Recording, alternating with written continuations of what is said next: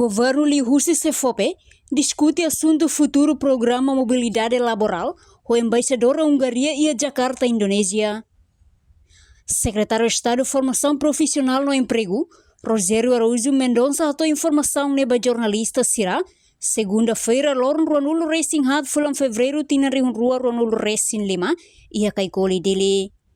E a oportunidade idane, embaixadora Hungaria em Jakarta, husuba jovem timaruan Sira, atu kapasita anli husi formação e a área Sira nebe mak precisa e a futuro. Tamba ba futuro, Hungaria mose ia programa seasonal worker, hanesan honação Austrália niang, ia área agricultura, no horticultura niang. No ia encontro ne, lo que espaço mais Estado Timor-Leste, li husi Sefope, halo comunicação direita, o embaixadora Hungaria, com o futuro programa mobilidade laboral. Enquanto a Nova Zelândia e a Ronulo Racing Hard fulang abril nilaran, se assina acordo, hanaram pré-programa, nebe ho duração fulaneng, to fulan sia. Ia surumutu idane diliu kuliah konaba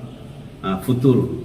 programa mobilidade laboral nebe maka se halau bai Hungaria, mesmo tempo oportunidade danemos parte nação Hungaria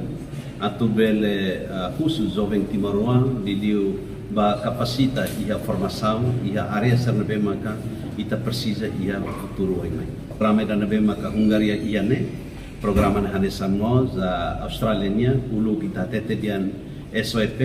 seasonal worker program ida Nova Zelândia nebe maka dia 28 abril ita tu asina ona ne maka mabolo RSC nemos programa na hanesan ho duração tempo nebe maka fulane atau ia fulansia depois de continuação idane maka bele tamauna bai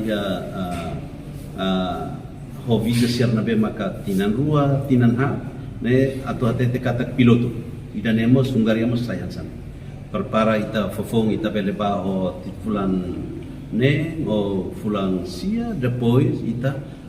prepara condições nebe maka dia parte sernia governo are kata programa nebe maka ita